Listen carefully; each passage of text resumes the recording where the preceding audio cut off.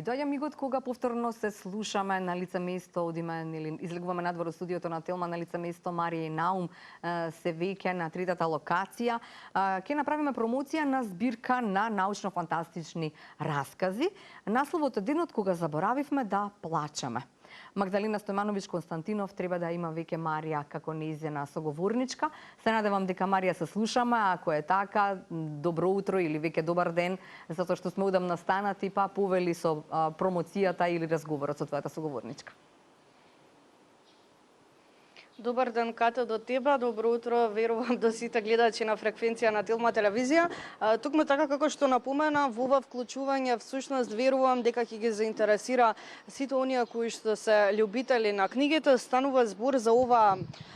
книга, ако може да се забележи, денот кога заборавивме да плачеме, односно збирка на научно-фантастични раскази. Оваа книга е некои стотина страни, верувам дека е лесна и интересна за читање. Тукму на оваа тема ќе зборувам со авторот на оваа книга Магдалина Стојмановиќ. Добро утро и драго ми е што сте дел од нашата утринска. Добро утро, Марија. Ти благодарам многу што ми отстапи простор еве да позборуваме малку за новата книга Денот кога заборавивме да плачеме. Поздрав исто до сите гледачи на утринска на Телма. Како што ти веќе и добро и најави, кратка најава направи, меѓутоа и прекрасен вовед во самата содржина на книгата. Станува збор за збирка научно-фантастични раскази.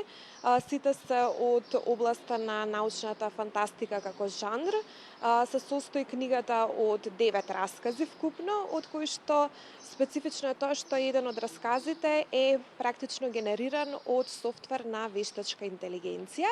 И тука покрај тоа што го има тој популарно, да кажам, уметнички карактер книгата, односно спаја во доменот на книжевно остварување. Исто така се обидов како автор да направам и мал експеримент научен, односно станува збор за примена на така наречениот Турингов тест. Тој е многу добро познат во когнитивната наука и многу често е повторуван, меѓутоа еве сакав и на својот пример да го истестирам. И поентата е да се види дали читателот од прво или второ или трето читање ќе успее да сознае, односно да погоди кој од расказите не е авторски, односно не е напишан од човек, по-конкретно од мене како автор, туку е генериран од софтвер на вештачка интелигенција. Заклучокот до кој што треба да дојдеме е дали постои разлика помеѓу авторство на човек, односно авторство кое што го произведуваат уметниците и она кое што е генерирано од софтвер на вештачка интелигенција. Главно критиките се дека со отсуство на критериумите во теоријата на уметноста за тоа што е уметничка, што не е, и тоа што не можеме лесно да препознаеме што е авторство во сферата на уметничкото и на уметноста. Практично тоа ни ги малку помешува критериумите и стандардите и можеме некогаш и да се излажеме во проценката, па нешто што е генерирано од софтвер на вештачка интелигенција да го наречеме уметничко и така натаму. Целта крајна е да испратам еден апел во зацврстување на ригорозноста на критериумите во рамките на уметничкото творештво и конечно да се договориме, односно конечно да дадеме една дефиниција што е тоа што е уметничко, што е тоа што е артефакт, да кажам, затоа што денеска на пазарот може да се најдат многу помешани тие заеднички производи и нешто што е уметност и нешто што е артефакт, па некако ги мешаме тие две работи.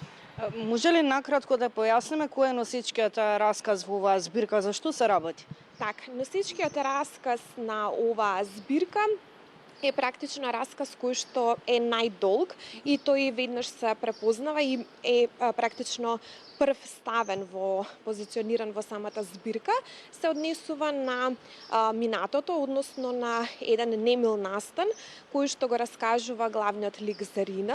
преку своето, да кажам, настапување на една телевизиска емисија.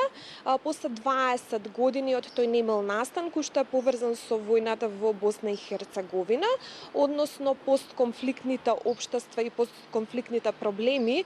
се одразува повикуваат врз нејзината трагична судбина и Зарина е практично, односно главниот лик во приказната, е еден трагичен лик каде што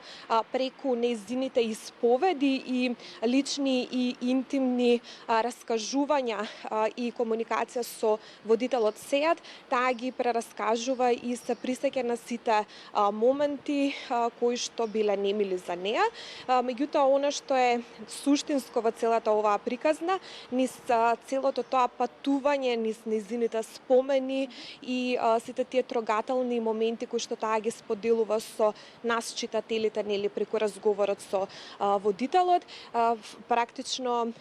Сеат е холограм, односно водителот е холограм и тој покажува многу повеќе емпатија отколку луѓето кои што седат во публиката и постојано довикуваат на вредливи зборови во такви моменти и не покажуваат никаква солидарност и емпатија. И практично тоа е критиката на нас како луѓе кои што сме жртви на стереотипи, на предрасуди, на малограѓанштина и така натаму, а еве еден холограм како водител не одржува лекција за етичност и за солидарност. Другите, освен овој носечки расказ, како што го нареков, другите 8 раскази се лоцирани во иднината и тие практично представуваат обид да видиме како би изгледал човекот, односно неговиот однос низ перспектива со вештачката интелигенција, да се погледнеме ние како човечки род, каде одиме, значи футуристички раскази кои што ја откриваат таа наивна димензија на човечкото битие, односно што се се последиците со кои што ќе се соочиме доколку дозволиме како човештво да ги препуштиме и нашите одлуки, нашата когниција веќе ја препуштивме нашето интелектуално практично на вештачката интелигенција. Сега имаме најразлични типови на софтвери и компјутерски алатки кои наместо нас пресметуваат, меморираат, говорат, изразуваат и така натаму. Меѓутоа, ако го оставиме оној дел на етичкото и на одлуките да ги носат место нас, кои што се врзани со некои метафизички и апстрактни категории, врзани специфично и автентично за човекот, како што се слободата, како што се мирот, како што се љубовта, како што е изборот на брачниот партнер, ако и тоа го препуштиме на вештачката интелигенција во потрега по слобода, а редукција на нашата одговорност, веќе тогаш ќе видиме како изгледа тој човек од иднината и многу од луѓето кои што ја прочитаа книгата веќе ми кажаа дека тој човек изгледа малку понаивно, можеби малку сум покомична во представување на изгледот на тој човек од иднината, меѓутоа мојата намера е само да ги соочам читателите и сите кои што ќе ја прочитаат збирката со тоа што ќе се случува понатаму доколку продолжиме да бидеме инертни како што сме сега и целосно да се препуштиме и проектираме во некој друг тип на постоење. Сакав да ве прашам од каде таа инспирација и мотивација, меѓутоа кога ја споминавте таа споредба со обичните луѓе и холограмот, односно како тој изразува повеќе емоции, она цело негово однесување, најверојатно сватив дека таа мотивација ви од секојдневниот наш живот, така? Така, апсолутно од секојдневниот наш живот и од она што јас го живеам и воопшто не сум исклучена, јас напротив сум многу субјективно самокритична, затоа што јас се фаќам дека многу често се обраќам на софтвер на вештачка интелигенција да ми изгенерира нешто, да го прашам за некоја информација, меморирам, користам мемориски капацитети од некоја картица за да забележам настани од минатото и така натаму, значи преголемата употреба на тие алатки дигитални произведува некоја инертност кај нас луѓето. Дури јас често се смеев за тоа дека доколку например луѓето од минатото, доколку еден Аристотел сега успее да да оживе и да дојде да види како ние луѓето денеска од неговата иднина функционираме, практично ќе види дека ние сме навистина многу наивни и ќе бидеме за него комични ликови, затоа што човекот памтел цела нова номенклатура на зоологија, значи тоа се неколку милиони видови на животни, напамет ги знаел, а ние луѓето денеска, например, не можеме да забележиме 6-цифрен број од телефон. Значи мораме да го меморираме на телефон затоа што нашите мемориски капацитети се толку ослабнати и ние не работиме на нашето созревање, на нашиот саморазвој во когнитивна смисла, туку работиме што повеќе да направиме некои софтвери на вештачка интелигенција што ќе ни го олеснат животот, а не е тоа поентата. Дефинитивно има разлика од порано, нели? Моментално се наоѓаме во надворешниот дел на Музеј на град Скопје, каде што ќе се одржи промоцијата на вашата книга утре. Кој се може да присуствува? Оние сите кои што се љубители на книги?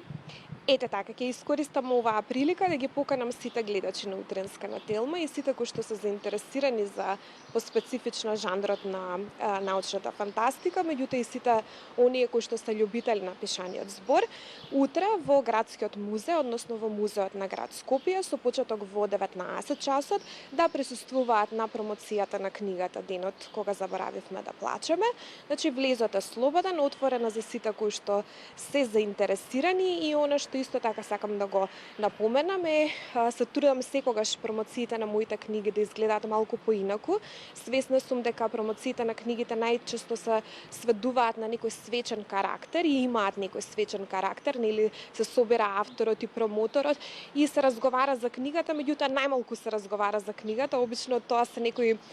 фалби на сметка на авторот и така натаму се истакнуваат само добрите страни. Јас напротив сакам на промоцијата да имам жив контакт со публиката и сите присутни кои што би сакале да дознаат нешто повеќе од мене како автор за самата збирка, па дури и да дебатираат со мене на темите вештачка интелигенција, футуризам и така натаму, ќе може тоа да го направат и би сакала тој настан да стане еден разговор, да стане една дебата, еден диалог од кој што сите ќе излеземе со некоја поука, ќе можеме нешто да научиме и да излеземе побогати со едно искуство, а не само да присуствуваме на настан, чисто колку на авторот, да му покажеме некој тип на признание, благодарност, почит и така натаму. Верувам дека ова е најинтересниот дел, таа интеракција која што ќе биде на самата промоција. Ми напоминавте пред да започнеме со разговора дека ова е ваша втора книга. Која е првата, за што се работи? Дали можеби би можеле да издвоите која е подрагоцена за вас? Сосема се различни, меѓутоа еве ќе кажам дека втората книга ми е малку подрага, заради тоа што е уметничка, односно спаѓа веќе во уметничкото творештво од областа на литературата. Првата книга е социолошка анализа, стручна книга која што се однесува на анализа на политичките говори и јавните настапи низ светот, особено јавниот дискурс, нели го опфаќам тука, е тоа што е интересно со првата книга и што би го издвоила како нејзина специфика е што преку таа книга се обидов на некој начин да направам спој помеѓу дигиталното издание, односно дигиталната книга, која што се повеќе се третира како загрозување од издавачите кон оваа хард копи верзија од книгата, класичниот облик на книгата, со тоа што самата книга е испечатена во хард копи, меѓутоа има QR кодови или бар кодови кои што читателот треба да ги скенира при читање на самата текстуална содржина и на тој начин преку линк да се поврза со некој дигитален простор во кој што ќе има пристап и преглед во графичките